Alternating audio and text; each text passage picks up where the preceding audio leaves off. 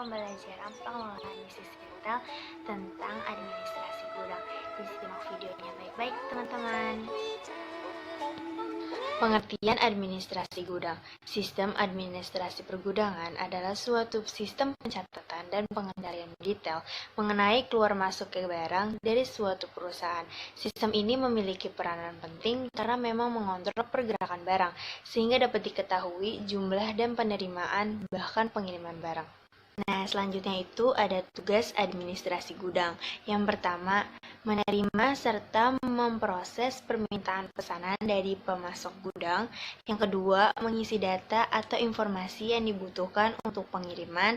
Yang ketiga, mengatur perbaikan sarana pengangkutan dari maupun ke gudang, serta mengisi data untuk pemeliharaan preventif setiap bulannya. Yang keempat, mempertahankan kualitas layanan sesuai SOP masing-masing perusahaan. Yang kelima, memastikan lingkungan kerja nyaman, bersih, sesuai aturan yang berlaku. Yang keenam, ada melengkapi laporan sesuai dengan informasi yang ada tentang stok gudang. Yang ketujuh, membuat catatan data secara administrasi yang meliputi persediaan barang, misalnya seputar kode barang, jenis barang, dan jumlah barang. Yang kedelapan, merapikan setiap barang yang ada di gudang sesuai kelompoknya masing-masing, harus rapi dan teratur. Yang kesembilan, memproses dan mempersiapkan barang sesuai dengan surat jalan yang diberikan bagian administrasi. Biasanya barang tersebut adalah barang yang akan dikirim ke pelanggan. Yang ke-10, melakukan perhitungan fisik setiap hari secara manual. Yang ke-11, berkoordinasi dengan sales dan admin supervisor terkait dengan stok barang. Yang ke-12, memantau jalannya pendistribusian barang yang akan dikirim. Yang ke-13, merawat dan menjaga armada ekspedisi. Nah, selanjutnya ada kewajiban administrasi gudang. Yang pertama, melakukan controlling serta bertanggung jawab atas penyimpanan barang dari risiko kehilangan atau pencurian atau kerusakan ataupun kebakaran. Yang kedua, melengkapi barang pengiriman dari permintaan muatan. Yang ketiga, bertanggung jawab sekaligus memantau pelaksanaan bongkar muat barang di gudang. Yang keempat, menandatangani surat jalan serta surat penerimaan barang. Yang kelima, bertanggung jawab atas kerapian dan kebersihan lingkungan area dalam gudang. Yang keenam, bertanggung jawab atas deadline laporan gudang. Selanjutnya ada dokumen administrasi pergudangan. Dokumen administrasi gudang dianggap sangat penting oleh perusahaan karena dokumen tersebut bertujuan untuk dibukukan pada setiap kegiatan-kegiatan yang dilakukan oleh bagian barang. Dokumen tersebut harus dikelola sebaik mungkin. Adapun pengelolaan administrasi gudang meliputi kegiatan bagian gudang. Yang pertama, ada menerima, yang kedua, menyimpan, yang ketiga, mengeluarkan, yang keempat, mencatat mutasi barang, dan yang terakhir, yang kelima, membuat laporan sediaan barang di gudang. Adapun dokumen yang diperlukan dalam administrasi gudang adalah yang A, tembusan surat order pembelian yang diterima dari bagian pembelian.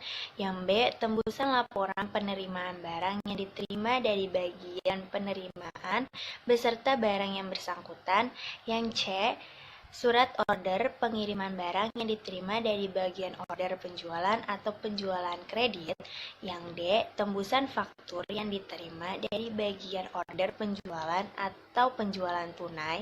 Yang E, kartu gudang sebagai tempat mencatat mutasi kuantum tiap jenis barang.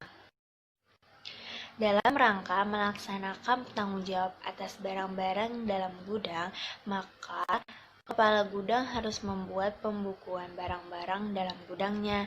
Adapun penyelenggaraan administrasi pergudangan yang baik adalah A, menyelenggarakan tata buku pergudangan yang jelas dan mudah diperiksa. B, membukukan mutasi barang setiap terjadi mutasi. Yang C, menyelenggarakan pembukuan dan administrasi dalam buku buku atau kartu barang sebagai berikut. Yang pertama ada buku penerimaan, dua buku pengeluaran gudang, yang ketiga buku kekayaan gudang, dan yang terakhir yang keempat kartu persediaan barang. Nah, yang selanjutnya ada kegiatan administrasi barang, terbagi menjadi 5, yaitu ada kegiatan administrasi, yang kedua menerima barang, yang ketiga penyimpanan barang, yang keempat pengepakan barang, dan yang kelima pengeluaran barang. Nah, yang pertama itu ada kegiatan administrasi. Bagi petugas gudang, administrasi pergudangan juga dapat digunakan sebagai alat pertanggungjawaban dalam pengelolaan pergudangan yang dibebankan kepadanya. Sehubungan dengan administrasi pergudangan logistik tersebut, yang penting dalam kegiatan pergudangan harus ada buku penerimaan gudang, buku pengeluaran gudang, kartu persediaan atau stok, bon penerimaan barang, dan surat penyelenggaraan barang. Nah, yang kedua ada penerimaan barang.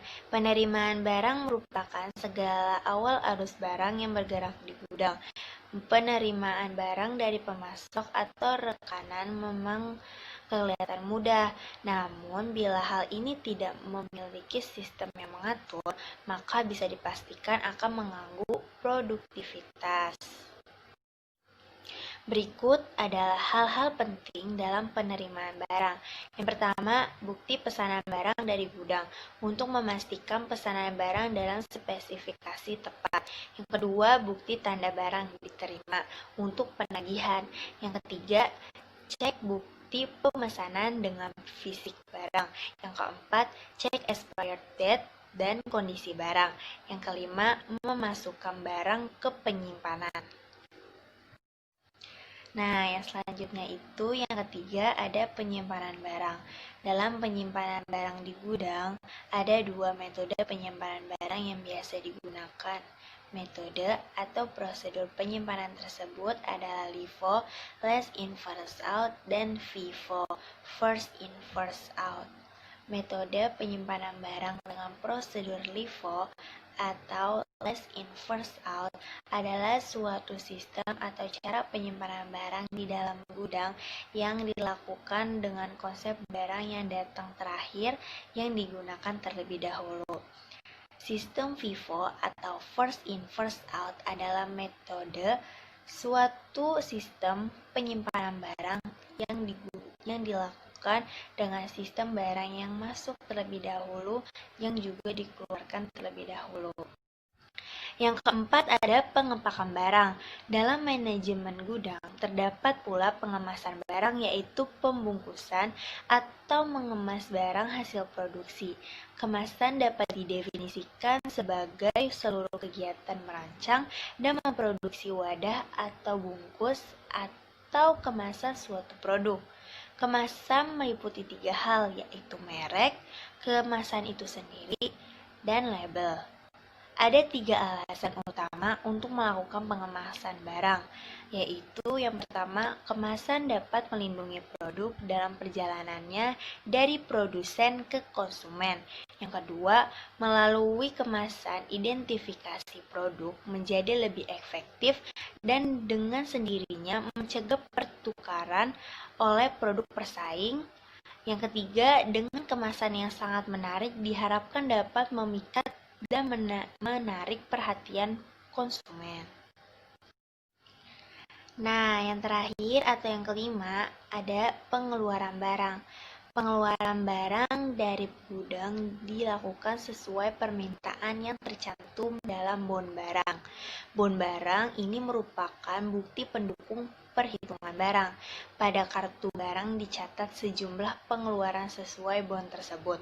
Untuk setiap barang yang dikeluarkan diberikan bukti penghantar barang keluar yang harus ditandatangani oleh kepala gudang sebagai pihak yang mengeluarkan dan satu lagi ditandatangani oleh penerima. Bukti pengantar keluar asli diberikan kepada penerimaan barang dan salinannya sebagai arsip. Nah, selanjutnya kita ke jenis-jenis administrasi gudang. Nah, gambar pertama itu ada tabel daftar stok barang.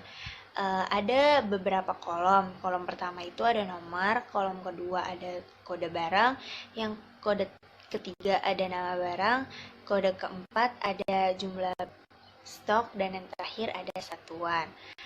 Jadi misalnya kayak nomor 1, kode barangnya itu yaitu 101 dengan nama barang wafer coklat toast 600 gram.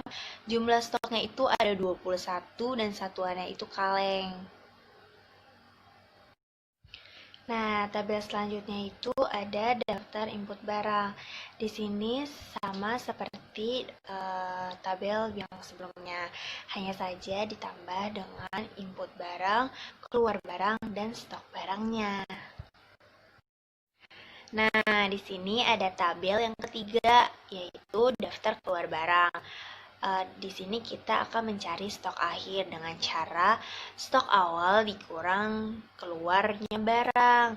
Jadi misalnya seperti nomor 1, kode barang 101 dengan nama barang wafer coklat toast 600 gram. Stok awalnya itu ada 21, satuan kaleng, input barangnya hanya 10, keluar barangnya 15. Jadinya dengan kita mencari stok akhirnya itu stok awal dikurang stok keluar barang, yaitu 21 dikurang 15, yaitu 6. Terima kasih sudah menonton video ini sampai habis. Jangan lupa buat klik tombol subscribe dan like, comment, share ke teman-teman kalian. Dan see you next video. Bye-bye.